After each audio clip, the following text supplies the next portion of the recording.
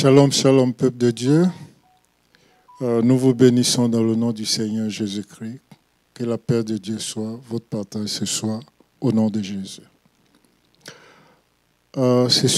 L'étude biblique ce soir sera un peu différent de ce que nous avons habituellement, à l'absence de notre Père spirituel. Nous allons essayer de voir le message de dimanche et apporter un peu plus et pour permettre au peuple d'être bien enraciné dans la parole de Dieu. Mais avant toute chose, permettez que je prie. Seigneur, notre Dieu, notre Père, tu es le Dieu de la parole, car au commencement était la parole. Et la parole était avec Dieu, et la parole était Dieu. En elle est la lumière, et la lumière est la vie des hommes. Que ta lumière ce soir, Seigneur, nous éclaire dans cette étude biblique, et que ce moment soit un moment de bénédiction pour ton peuple.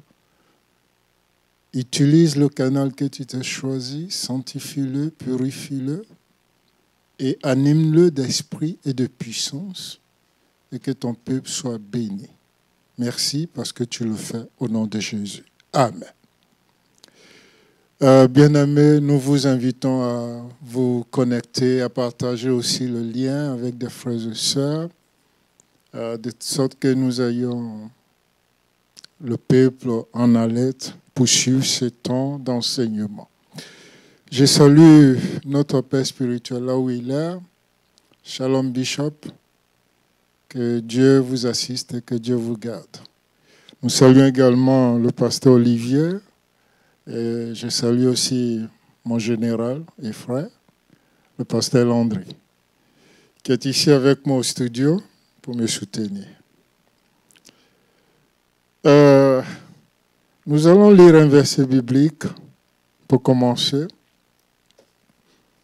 Et c'est le verset de base que nous avons lu le dimanche, Romains 8, le verset 11. Il dit, « Et si l'esprit de celui qui a ressuscité Jésus d'entre les morts habite en vous, celui qui a ressuscité Christ d'entre les morts rendra aussi la vie à votre corps mortel par son esprit qui habite en vous. » Ce verset est très clair.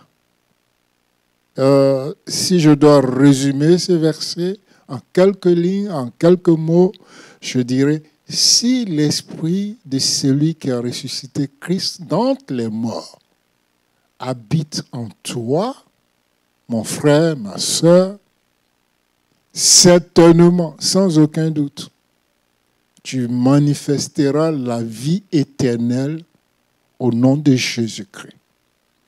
Et comme c'est le thème du moment, la manifestation de la vie éternelle, ou comment pouvons-nous manifester la vie éternelle?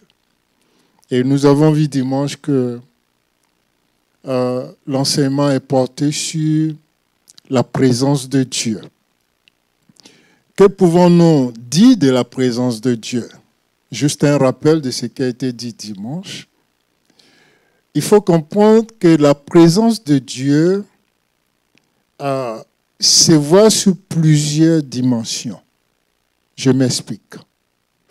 Il a été dit dimanche que la présence de Dieu, c'est l'omniprésence de Dieu. Mais ce n'est pas tout. Quand nous parlons de l'omniprésence de Dieu, nous parlons de Dieu avec nous en tout temps et en tout lieu. Et ça, nous l'avons lu le dimanche et je vais le relire dans le psaume 139, le verset 7.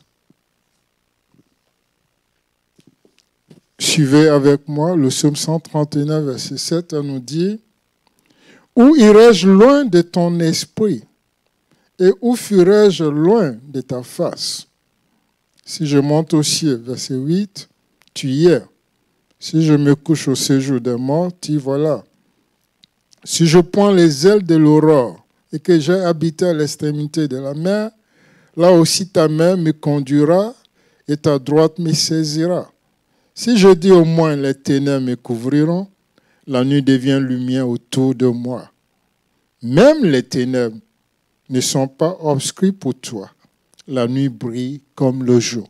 Donc, voyez-vous ici, il n'y a nulle part où nous pouvons nous cacher de la présence, de l'omniprésence de Dieu. La Bible nous enseigne que Dieu remplit tout l'univers. Donc, nous avons l'omniprésence de Dieu. Mais lorsque nous parlons de la manifestation de Dieu, nous parlons ici de chrétiens qui manifestent cette glorieuse présence de Dieu. Parce que Dieu, il est esprit et Dieu habite en nous. Il dit Dieu ne désire point habiter dans un temple fait des mains d'hommes. C'est pourquoi Dieu a choisi d'habiter en nous. En tous ceux qui croient en Jésus-Christ, qui ont donné leur vie à Jésus-Christ. Et c'est ce que Romains 8, 11 nous précise. À tous ceux-là, la promesse a été accomplie. Ceci, en leur donnant le Saint-Esprit, qui est le gage de notre salut. Ça, tous ceux qui ont donné leur vie à Christ ont ce don-là. Ils ont acquis la promesse par les œuvres de Jésus-Christ à la croix. Mais nous voulons aller un peu plus loin pour dire, autre chose est d'avoir le Saint-Esprit en toi, autre chose est de manifester la présence du Saint-Esprit, ou j'ai envie de dire, la présence de Dieu en toi. Parce que vous voyez, le psaume 139, verset 7 a dit « Où fuirais-je loin de ton esprit ?» C'est-à-dire que celui qui a l'esprit de Dieu a la présence de Dieu. Ça, il faut qu'on le comprenne.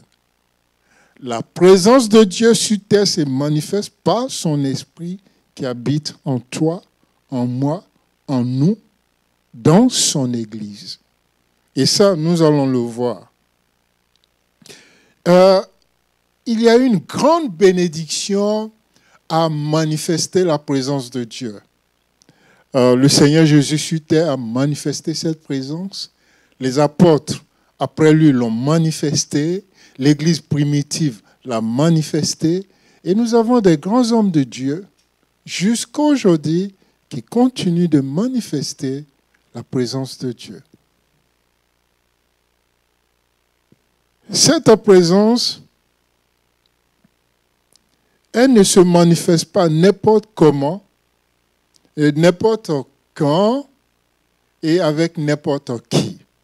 Il y a une prédisposition. Oui, quelqu'un retient bien ce mot, une prédisposition. Tu peux avoir le Saint-Esprit et ne pas manifester la puissance de Dieu, ou j'ai envie de dire la gloire de Dieu, ou la présence de Dieu en toi. La Bible nous dit qu'on peut frustrer le Saint-Esprit.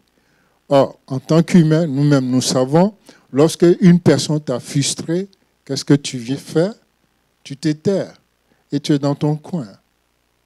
Non, le Saint-Esprit aussi agit de même. Quand il est frustré, il est en toi, mais il n'agit pas. Tu n'as pas le bénéfice de sa présence. Jusqu'à ce que tu te repens de tes transgressions ou ton iniquité et que tu te réconcilies à nouveau avec Dieu sous la vertu, sous la base de ce qu'a fait Christ. Il n'y a rien que tu puisses faire de nouveau qui va t'ouvrir le chemin du ciel ou le chemin de la présence de Dieu. Christ a déjà tout accompli à la croix. Et c'est pourquoi, à la croix, son dernier mot fut « Tout est accompli ». Et parce que tout était accompli, nous avons vu un signe véritable qui manifeste cela. La Bible dit que le rideau a été fendu, déchiré en deux. Et ainsi, un chemin nous est ouvert. Comme il est écrit en Hébreux 9, vous pouvez le lire. Hébreux 9, verset 8 à 22, il est formel que Christ a déjà tout accompli. Maintenant, Dieu désire non seulement habiter en toi, mais Dieu désire plus encore à agir, à se manifester par toi. Et ça, c'est ce que Paul dit aux Colossiens. Christ en nous, c'est l'espérance de la gloire. Ça aussi, vous pouvez le lire en Colossiens 1, versets 26 et 27. Donc, c'est possible pour nous de manifester la présence de Dieu. Et dans la présence de Dieu, il y a la gloire de Dieu. Et il y a plus que la gloire de Dieu. Permettez-moi d'ouvrir une parenthèse. De nos jours, nous voyons beaucoup de chrétiens désirer la manifestation divine. Nous aimons l'onction, nous aimons le don du Saint-Esprit, nous aimons tout cela, sauf une chose, le caractère de Dieu. Or, le caractère de Dieu est très important, mon frère, ma soeur. Dieu, avant de se manifester par toi, va d'abord travailler sur toi. Parce que tu es le vase qui va contenir cette puissance, qui va contenir l'Esprit de Dieu. Et rappelez-vous, dans la Bible, dans le Nouveau Testament, à chaque fois qu'il est dit, il fut rempli du Saint-Esprit, automatiquement, vous avez un miracle qui suit. Vous avez des signes et des prodiges qui suivent. Nous allons voir tout cela étape par étape. Mais je voudrais juste vous rappeler pour dire que Dieu, pour se manifester en toi et en moi, a besoin que tu sois discipliné. Ouais, discipline ta vie, mon frère. Discipline ta vie, ma soeur. C'est bien l'onction, c'est bien le don de l'esprit, mais sans la discipline, il te sera difficile de manifester la glorieuse présence de Dieu. Mais avant de parler de la glorieuse présence de Dieu, je veux que tu comprennes l'importance de cette glorieuse présence. Et pour cela, nous allons lire deux passages. Le premier est tiré du psaume 16, le verset 11. Je vous le lis. Et tout à l'heure, nous allons aussi lire Exode 33, le verset 14 à 15. Le psaume 16, 11 nous dit « Tu me feras connaître le sentier de la vie. » Voyez-vous ici encore, il est parlé des sentiers, en d'autres termes, du chemin, du parcours. Le chemin. Tu me feras connaître. Christ nous a déjà révélé. Il dit, je suis le chemin, la vérité et la vie. Le sentier de la vie, le chemin de la vie, le parcours de la vie. Et il dit, à la partie B du verset 11 du psaume 16, il dit, il y a d'abondance joie dans ta présence. Alléluia. Il y a d'abondance joie dans la présence de Dieu, mon frère, ma soeur. La joie que le monde te procure, elle est éphémère. La joie du plaisir du monde est éphémère. Tu peux détruire ta vie par juste 2, 3, 5, 11 ou 30 secondes de plaisir. Et toute une vie est gâchée. Demandez un peu à Samson. Il vous le dira. Lui qui était le soleil d'Israël en son temps. Alors, il est important pour nous de comprendre ces choses. Une abondance de joie devant sa face. Il dit, des délices éternelles à ta droite. Alors tout le monde veut être à la droite de Dieu. Personne ne veut être à sa gauche. Mais c'est un choix. C'est un choix que tu fais d'être à sa droite et non d'être à sa gauche. Pourquoi tu refuses d'être à sa gauche et tu veux être à sa droite? Parce que dans sa droite, il y a des délices éternelle. Et ça, nous pouvons aller plus loin. Quand nous regardons dans Matthieu 24, 25, versets 30 à 34, le Seigneur dit comme ça, à son avènement, il va séparer les brebis des boucs. Okay? Les brebis seront à sa droite et les boucs à sa gauche. Donc, vous voyez, il y a une distinction qui est faite entre ceux qui font le plaisir de Dieu et ceux qui ne font pas le plaisir de Dieu. Donc, il est important ici de noter que dans la présence de Dieu, nous avons la révélation. Dans la présence de Dieu, nous avons une abondance de joie. Dans la présence de Dieu, nous avons une délice éternelle. Une délice éternelle. Les Hébreux symbolisent la joie par le vin. Il n'y a aucun vin dans ce monde qui te donnera cette joie qui procure la présence de Dieu dans la vie de ses enfants. Ça, je te le dis. Et on va voir l'exemple tout à l'heure. Le deuxième passage, comme je l'ai dit, c'est dans Exode 33, le verset 14. Qu'est-ce qu'il nous dit? Exode 33, verset 14. Ici, c'est un entretien entre Dieu et Moïse. Et comme vous savez, Dieu dit de Moïse qu'il est son ami. C'est la personne avec qui il parle bouche à bouche. Ça, c'est une autre dimension de la présence de Dieu. Quand Dieu peut te parler audiblement, quand Dieu peut t'inviter dans sa présence, dans son conseil.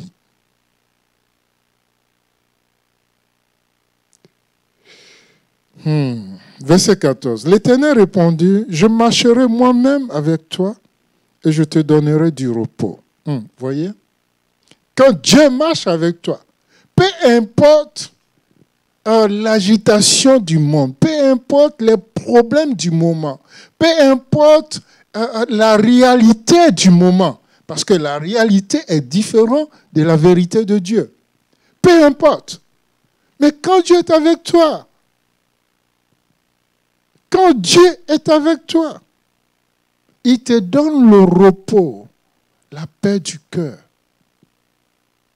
Il y a des personnes, ils ont besoin, je connais des hommes et des femmes qui ont besoin d'avoir des multitudes de dollars pour être heureuses et pour avoir la joie dans leur cœur.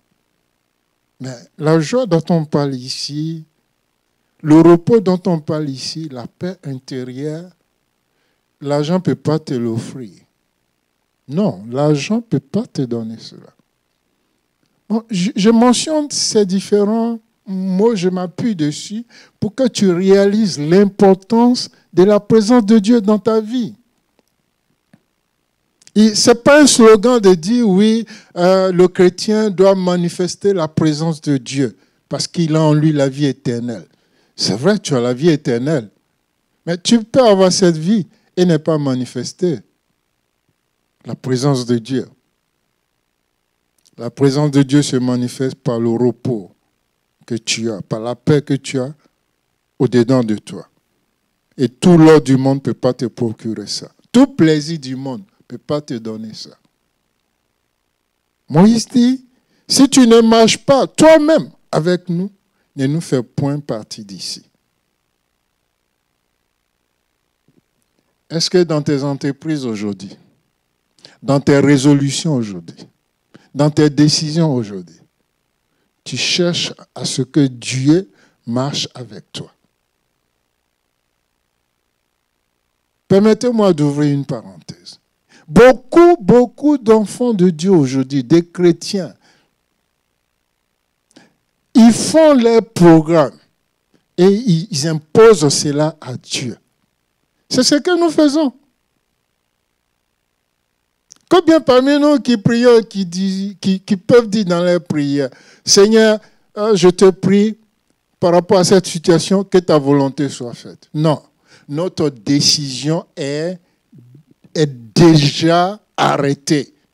Et quand nous arrivons dans la présence de Dieu, nous lui imposons notre décision. Bon, je vais juste te rappeler, Le Seigneur Jésus n'a pas agi ainsi. Il a dit quoi? Il dit, Seigneur, je veux bien que cette coupe s'éloigne de moi. Mais, non toutefois ce que moi je veux, mais ce que toi tu veux. Donc, la volonté de Dieu. Nous devons rechercher la volonté de Dieu. Chercher la volonté de Dieu, c'est marcher avec Dieu. Maintenant, quand tu as l'Esprit de Dieu en toi, comme il a été dit, l'Esprit qui a ressuscité Christ d'entre les morts, quand cet Esprit-là habite en toi, quand cet Esprit-là se manifeste par la joie qui te procure, quand cet Esprit-là te donne le repos du cœur, quand cet Esprit-là te donne de l'espoir, même là où il n'y a point d'espoir, alors voici ce que le monde va voir. Et pour cela, je vais juste citer quelques exemples à cause du temps qui nous est donné. Nous ne pouvons pas tout voir aujourd'hui. D'abord, quand nous observons la vie de l'apôtre Paul, voici un homme, la Bible dit qu'il était emprisonné, lui et Silas. Mais avant d'être en prison, avant d'être jeté en prison, la Bible dit, ils l'ont arrêté, ils l'ont jugé, ils l'ont condamné, ils l'ont flagellé, et ensuite, ils l'ont jeté au fin fond de la prison. Et ils lui ont mis un gardien spécial, enchaîné, pas seulement emprisonné, mais enchaîné. Beaucoup d'enfants de Dieu aujourd'hui se trouvent dans cette même situation. L'ennemi qui ne veut pas que tu avances a fait quoi? Il t'accuse. Il t'accuse même de ce que tu n'as pas fait. Et quand il a fini de t'accuser, il va t'enfermer dans sa boule. Il t'enchaîne. Mais dans ces conditions-là, c'est une condition déplorable. Une condition qui n'est pas bien à vivre. Qu'est-ce que tu fais? Quand tu es dans cette situation, dans la même situation que Paul et Silas, qu'est-ce que tu fais? Ou qu'est-ce que tu décides de faire? Paul et Silas connaissaient bien ce verset de Psaume 22, le verset 3 et 4, qui nous dit que Dieu siège dans la louange de son peuple. Donc, voyez-vous, ici, la clé c'est quoi? La louange du peuple est une clé pour emmener la manifestation glorieuse de Dieu sur la terre des hommes. Je vais répondre. Tu as la présence de Dieu en toi, ça on le sait. Tu as été sauvé, tu es né de nouveau, tu participes au culte, et tu sais dans l'église. Même tu peux être pasteur. Oui, ça on le sait. Mais pour apporter la présence de Dieu, la manifestation de cette présence, pour qu'elle soit visible, parce que là en ce moment, ce n'est plus pour toi, c'est pour le monde, que le monde voie et que le monde témoigne que toi, aussi vrai que Jésus l'a fait, toi aussi, le Saint-Esprit agit par toi et il fait les mêmes choses. Et même, il a dit, il en fera de plus grandes. Paul et Silas n'ont pas maudit ces gens, comme beaucoup d'entre nous le font aujourd'hui. Mais ils ont fait quoi? Ils ont commencé à prier, la Bible dit, au verset 24 des Actes 16, ils ont commencé à prier, à chanter les louanges du Seigneur. Paf! Un déclic dans le spirituel. Le ciel s'est déchiré. Le ciel est descendu sur terre. La manifestation de Dieu est présente dans ce lieu précis. Parce que deux hommes de Dieu ont commencé à célébrer Dieu, oubliant les souffrances, oubliant les flagellations, les privations. Ils ont loué Dieu en parole, en chant. Et la Bible nous dit, le lieu a tremblé. Les chaînes se sont coupées. Oh, que les chaînes de ta vie soient coupées maintenant au nom de Jésus-Christ de Nazareth. Pendant que tu élèves la voix en esprit, que tu glorifies Dieu dans ton cœur, que tu chantes ses louanges, que tu oublies juste un moment ta souffrance. Que la manifestation de Dieu soit visible dans ta vie au nom de Jésus-Christ. Que cette maladie qui te tourmente sort au nom de Jésus-Christ de Nazareth. Oh, que ces problèmes que tu regardes comme insolubles trouvent maintenant sa solution au nom de Jésus-Christ. Que l'Éternel Dieu te donne une révélation spéciale, une stratégie pour vaincre tous ces fléaux qui s'agitent autour de toi. Que ton esprit redevienne calme et paisible au nom de Jésus-Christ. C'est ma prière pour toi. Donc, tu peux manifester la présence de Dieu.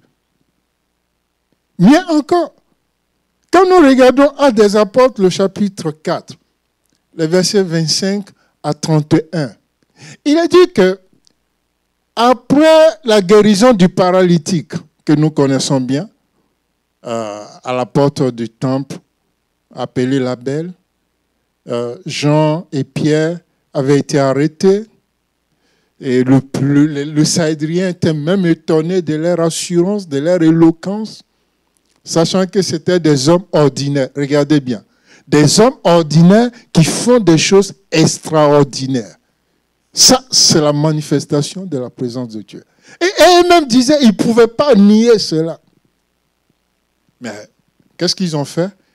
Encore ici, une expérience. On les a flagellés.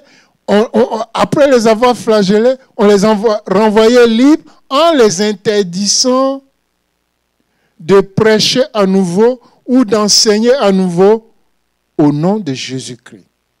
Mais voici la réponse qu'ils ont donnée. Il dit, jugez-en vous-même s'il est bien de vous obéir plutôt que d'obéir à Dieu. Mais ce qui m'intéresse le plus, c'est quand ils sont rentrés à la maison. La Bible dit qu'ils sont rentrés à la maison et ils ont fait le récit de leur arrestation, de comment on les a traités à leurs camarades. Et dans le même chapitre 4 des Actes des Apôtres, le verset 28, je vais vous le lire. La Bible nous dit,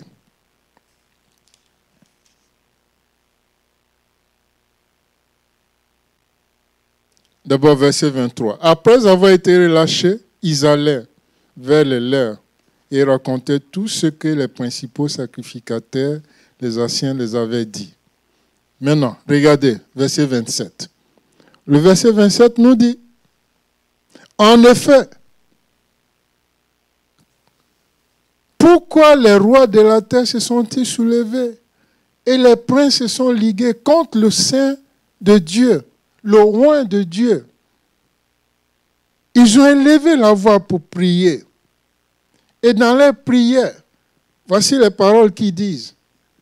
Pourquoi les hommes s'élèvent et combattent le roi de Dieu? Pourquoi? En effet, Hérode et Pilate, qui étaient d'abord ennemis, au verset 27, deviennent alors des alliés.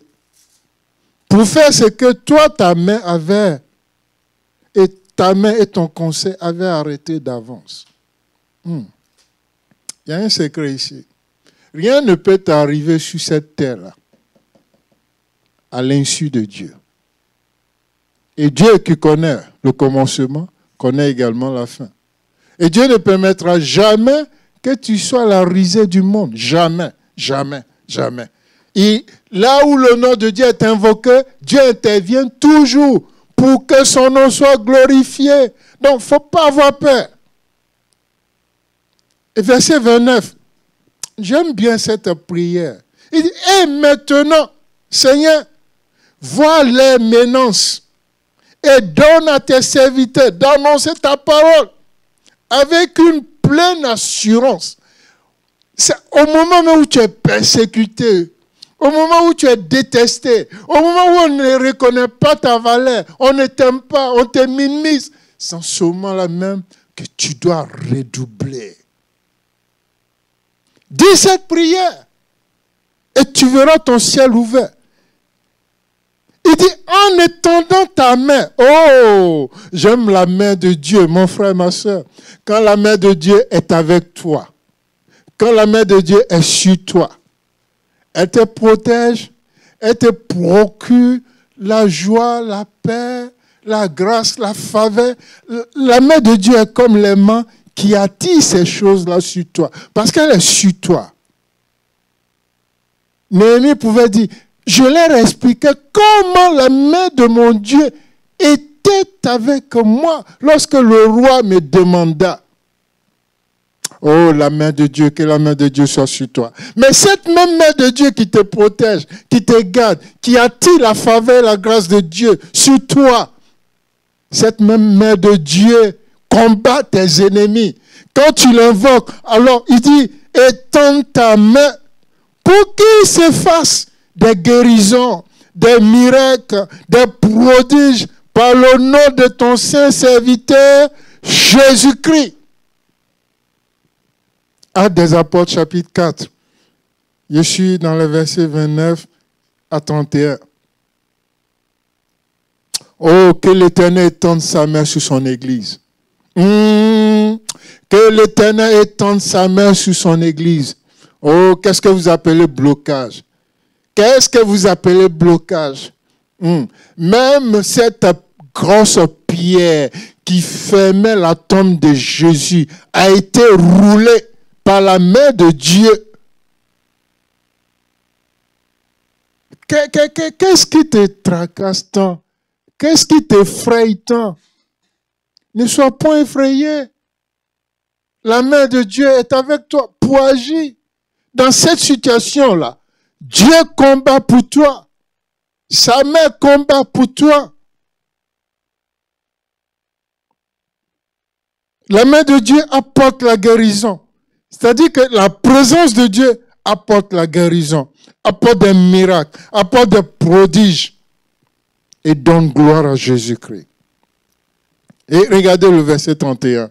Oh, j'aime encore mieux ce verset 31. Il dit, quand ils lui priaient, le lieu où ils étaient assemblés trembla. Pendant que tu écoutes et pendant que tu pries en esprit avec moi à cette étude biblique, que ton esprit maintenant dérange le milieu de tes ennemis, que le froid tombe sur tes ennemis, que la terre où ils sont tremble sous les pieds. Au nom de Jésus-Christ, que Dieu amène la confusion dans le milieu de tes ennemis, au nom de Jésus-Christ. Et le verset ne s'arrête pas. Il dit, ils furent tous remplis du Saint-Esprit. Ah, c'est ça là même qui m'intéresse le plus. Et combien de fois tu as expérimenté la présence du Saint-Esprit? Et combien de fois tu as expérimenté la plénitude du Saint-Esprit en toi? Autre chose est d'avoir le Saint-Esprit en toi. Autre chose est d'avoir sa plénitude, c'est-à-dire qu'il te remplit.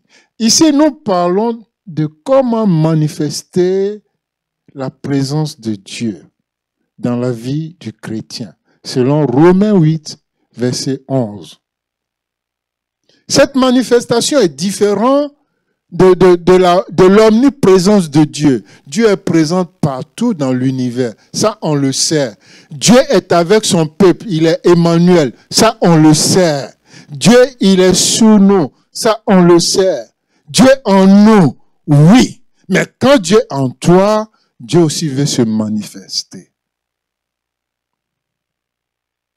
Et Dieu se manifeste lorsque tu permets au Saint-Esprit de remplir le vase que tu es, qui prend tout le contrôle de ta vie, de ton existence, de tes projets, de ta destinée, de ta famille, de tes enfants, de ton épouse, de ton époux, de ta maison. Que le Saint-Esprit prenne toute la place. Donne toute la place au Saint-Esprit. Et alors tu verras la manifestation glorieuse de la présence de Dieu dans ta vie. Je vais donner cet autre exemple. C'est toujours dans Actes des Apôtres, le chapitre 10. Et ici, nous avons une autre expérience dans la maison d'un païen nommé Cornelius. Un païen nommé Cornèle. Mais parce qu'il croit en Dieu, parce qu'il a donné sa vie à Dieu. La Bible dit qu'il faisait l'aumône au peuple. Il craignait Dieu et il aimait le peuple de Dieu. Un païen. Alors, Dieu se révèle à lui par un ange. Lui dit, va chercher Pierre. Et il cherche Pierre. Pierre arrive chez lui. Pierre ouvre la bouche. Et regardez bien ce qui se passe.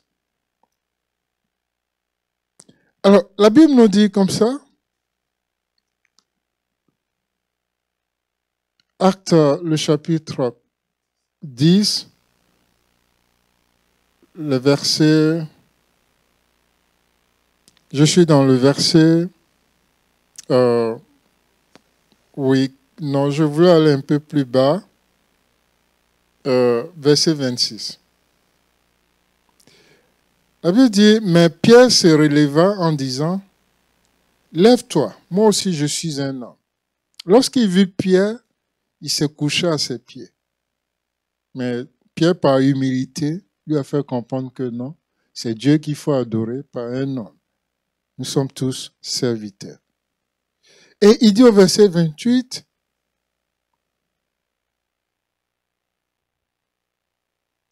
vous savez, leur dit-il, qu'il est défendu aux Juifs d'entrer chez les étrangers.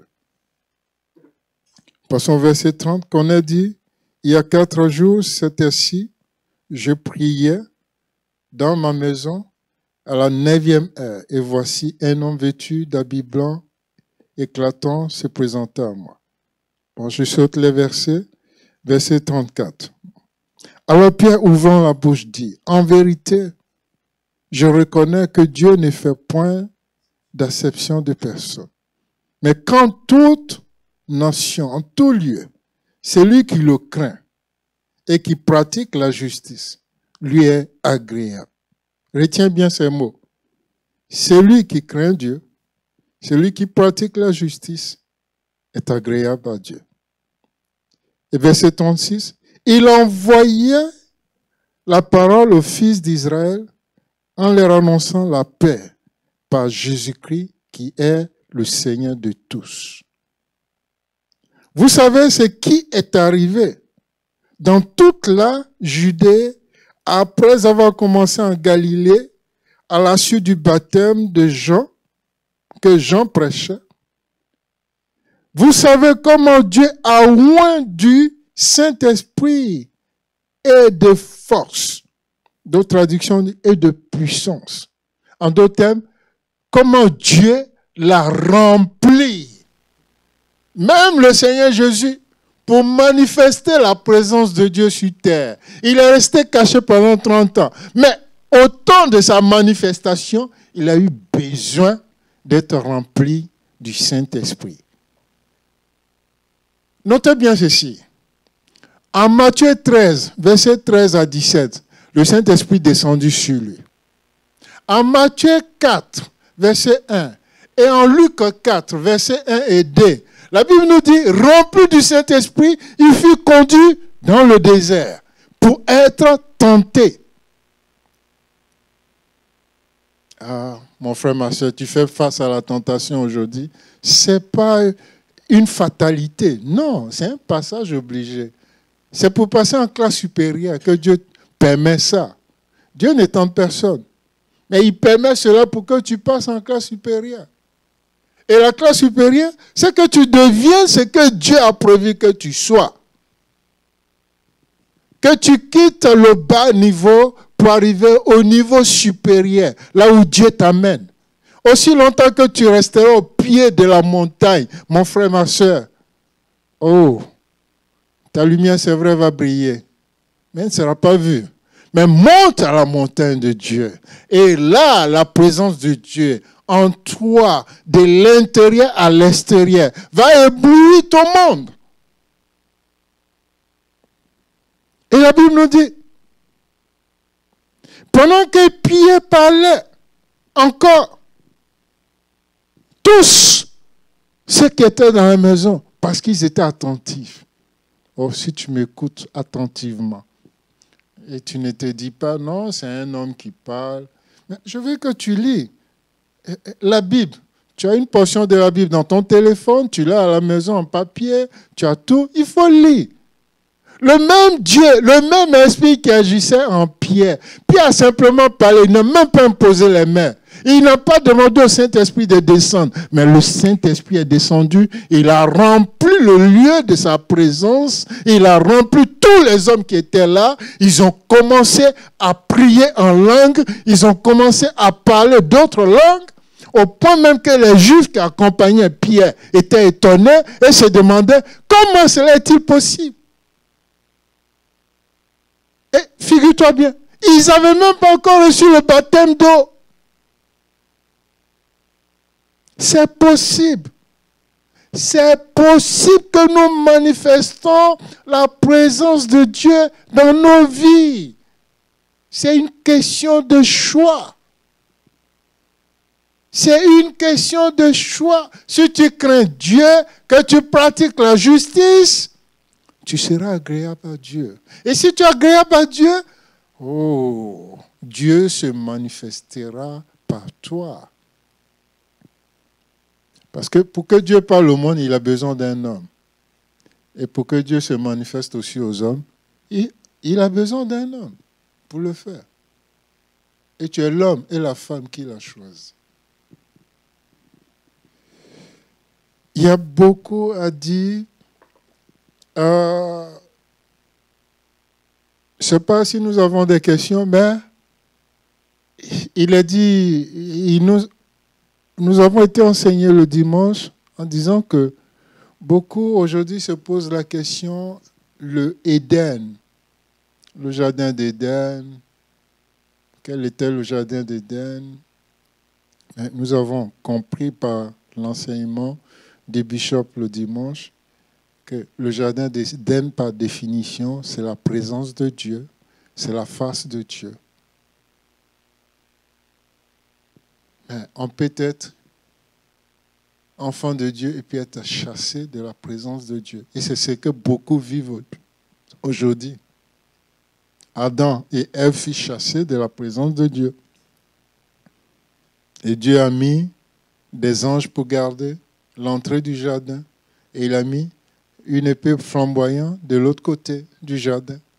On a appris également que Lucifer a été chassé de l'Éden. Pourtant, il était la perfection de Dieu. Il faisait la joie de Dieu au ciel. Mais il a été chassé à cause de sa rébellion. Adam et Ève, à cause de leur désobéissance. Lucifer, à cause de sa rébellion. Mais on a vu aussi un autre, Caïn, qui a été chassé de la présence de Dieu, loin de la face de Dieu. Parce que c'est un meurtrier. Tu me diras que tu n'as tué personne. Mais par les faux témoignages que tu rends, tu as déjà tué. Par le dénigrement, la calomniation, tu as déjà tué. C'est l'œuvre du diable. Dénigrer, calomnier. C'est l'œuvre du diable. Arrête de faire l'œuvre du diable. Et Dieu ne te chassera pas de sa présence. Oui, mon pasteur, si nous avons questions. Si nous n'avons pas de questions, je voulais dire, il y a beaucoup à dire sur la présence de Dieu, et la manifestation de Dieu. Mais pour me résumer, je veux dire, Dieu désire que nous vivons dans sa présence. Dieu désire que nous vivons dans sa présence. On a une question. Écoutons mon pasteur. Oui, en fait, c'est... Bon, je ne vais pas dire le nom de la personne. Elle veut être éclairée sur la prédisposition. En ce qui concerne, je suppose, par rapport à la présence de Dieu, ou pour attirer la présence de Dieu, ou pour manifester la présence de Dieu. Donc, elle veut être éclairée sur la prédisposition. D'accord. Non, c'est une très, très bonne question. Merci à cette personne d'avoir posé la question. La prédisposition, ici, vous-même vous dites la pré, ça veut dire qu'est-ce que nous devons faire avant et ensuite et manifester la présence de Dieu. Je vais revenir sur Corneille pour vous dire, quand nous lisons Actes des Apôtres chapitre 10, qu'est-ce que Corneille a fait? Corneille était généreux. Corneille faisait l'aumône au peuple. Corneille aimait le peuple de Dieu. Corneille craignait Dieu. Et voici, Pierre lui-même résume la vie de Corneille en 2 mots. Il dit, nous le savons, afin que Dieu ne fait acception de personne, car quiconque craint Dieu et pratique la justice. Donc voyez-vous ici, la prédisposition, j'ai envie de dire, il faut avoir la crainte de Dieu dans ton cœur. La crainte de Dieu n'est pas un slogan. Ça doit être enraciné dans nos cœurs. Avant de faire quelque chose, avant même de dire une parole, tu dois te poser cette question. Dieu lit dans ton cœur. Il connaît la motivation. Il connaît ce qui est derrière la parole que tu vas dire. Alors, si Dieu était présent, qu'est-ce que tu diras devant Dieu? Donc, la motivation est très importante. Il ne faut pas juste dire la parole. Il ne faut pas juste penser la parole. Mais beaucoup d'enfants de Dieu aujourd'hui, ils pensent autrement et ils disent autre chose. Donc, il y a déjà une division dans ton cœur. Dans ce cas-là, tu ne peux pas manifester sa présence. Parce qu'il dit tout royaume divisé entre elles-mêmes est condamné à mourir. Et tu deviens la proie de l'ennemi.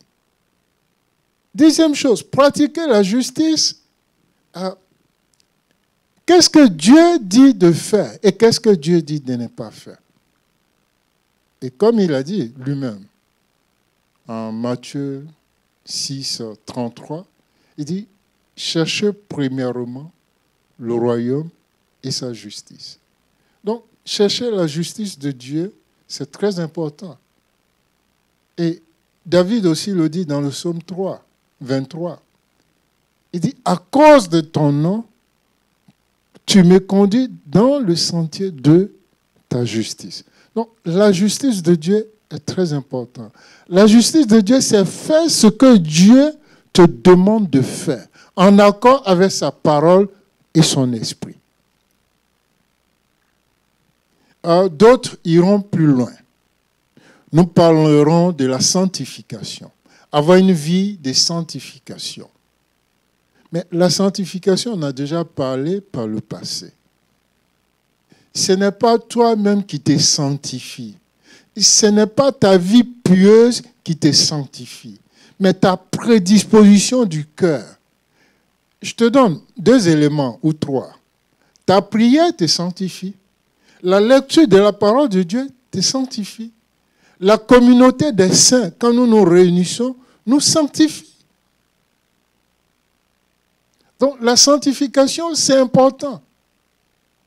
Celui qui craint Dieu va aussi vivre la sanctification. On veut manifester la glorieuse présence de Dieu. Mais on oublie ces éléments. Quand on parle du caractère de Dieu, c'est l'amour de Dieu. C'est la fidélité de Dieu. c'est aussi la sanctification. Regardez dans Apocalypse 4, le verset 8. Il dit, les anges autour du trône. Il dit, j'ai vu le roi des gloires assis sur son trône. Sa robe remplissait le temple. Et qu'est-ce que les anges disaient? Saint, Saint, Saint est l'Éternel. Il dit, aussi vrai que moi, l'Éternel, je suis saint, mon peuple aussi doit être saint. Bien-aimé, il y a une parole de la Bible que les chrétiens n'aiment pas. Et je crois bien c'est Hébreux 12, 14. Il dit, sans la sanctification, et quoi? Et la paix, nul ne verra la gloire de Dieu. Oh, quand on parle de la gloire de Dieu, c'est la manifestation de la présence de Dieu. Donc, il y a beaucoup à dire sur ce sujet, mais je voulais dire à la personne qui a posé la question, c'est une très bonne question, la prédisposition. Donc, ce qu'il faut faire avant de manifester la gloire. Corneille l'a fait, il a manifesté la gloire. Oui. On a vu Paul, il était un tueur de chrétiens, mais quand il a changé, on a vu.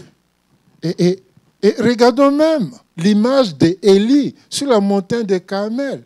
Avant que Dieu ne se manifeste. Oh, j'aime bien la prière d'Élie. Permettez-moi de lire ça et on va certainement terminer par ça. Cette prière d'Élie, on passe dessus sans analyser. Regardons un peu 1 roi, je crois, 1 roi 18, c'est ça? 1 roi 18, 30, 32. 1 roi 18, 30, 32. Nous pouvons manifester la présence glorieuse de Dieu sur terre. Et c'est à cela même que le Seigneur nous appelle. C'est ce qu'il désire pour nous, qui sommes son peuple. La prédisposition. Ici, bon, je crois il y a 2 semaines, le bishop a enseigné sur ça. Oui. Où il a dit il faut d'abord enlever les idoles. Ça fait partie. Au pays, on dit quoi? Tu ne peux pas rester dans Magnan et puis enlever les Magnans. Non, tu dois faire un choix. Oui, tu dois faire un choix. Et c'est ce qu'Élie a fait ici. La Bible nous dit que Élie dit alors au peuple, il dit, approchez-vous de moi. Tout le peuple s'approcha de lui. Élie rebâtit l'autel de l'Éternel qui avait été renversé. Oh, mon frère, ma soeur, tu dois rebâtir l'autel de l'Éternel dans ta vie.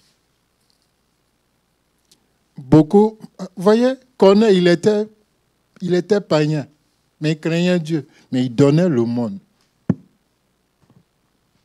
Toi, tu es riche pour toi, mais tu n'es pas riche pour l'Église. Quel est ton apport? Quel est le plus que tu apportes à l'Église? Tu dois rebâtir ton autel. Et un autel nécessite un sacrifice. Il n'y a pas de meilleur sacrifice que le sacrifice de Christ à la croix.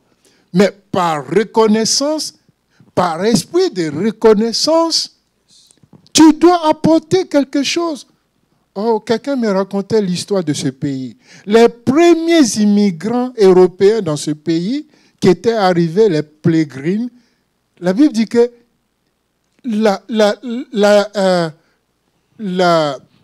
l'hiver les a pratiquement décimés jusqu'à moitié, ou même plus que la moitié. Mais plus tard, quand les Apaches indiens les ont montré comment vivre dans le pays, comment survivre en temps de froid, la Bible dit que l'année suivante, ils ont invité les Apaches autour d'une table. Combien de fois toi tu as invité l'église à manger autour d'une table? Pas juste esprit de reconnaissance. Combien de fois tu as donné $1 à un pauvre dans la rue? Juste à titre de reconnaissance. Même pas à l'église, pas à un serviteur de Dieu. Combien de fois?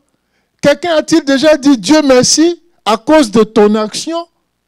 Mais tout ça, c'est les prédispositions. C'est ce que Corneille a fait. C'est ce qu'Élie a fait ici. Élie a rebâti l'autel. Et Élie a posé cette question. D'abord, il dit, jusqu'à quand allez-vous douter de Dieu? Allez-vous tourner en rond? Si Dieu est Dieu, suivez-le. Et il dit, cette prière que j'aime bien, il dit, Éternel, fasse qu'aujourd'hui, en Israël, l'on reconnaisse que tu es Dieu, le seul vrai Dieu. Et que moi, je n'ai pas envie de dire moi Moïse ou Moses, mais toi qui m'écoutes, qu'on sache que tu es enfant de Dieu, que tu es porteur de l'Esprit de Dieu, que ta présence est la présence manifeste de la gloire de Dieu. Seigneur, sous ces paroles, nous voulons te dire merci. Nous reconnaissons nos faiblesses. Nous savons que de par nous-mêmes, nous ne pouvons rien faire. Ta parole, Seigneur, nous dit, éloignez de moi ou retirez de moi, vous ne porterez aucun fruit. Tu es l'arbre et nous sommes les branches. Et pour que les branches portent des fruits, ils doivent demeurer attachés à l'arbre. Seigneur, attache-nous à nouveau. Attire-nous à nouveau. Reste.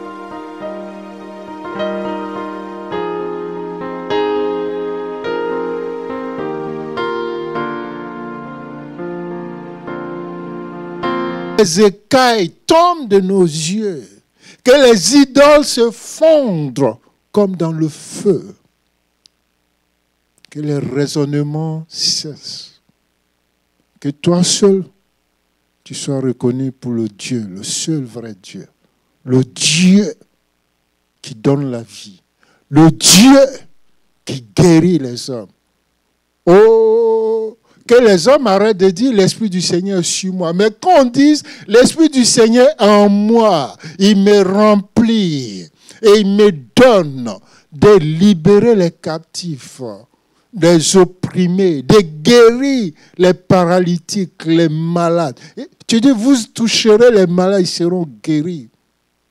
D'ouvrir les yeux des aveugles. Tu l'as fait par le passé, tu le fais encore aujourd'hui. Car tu es le même hier, aujourd'hui et éternellement.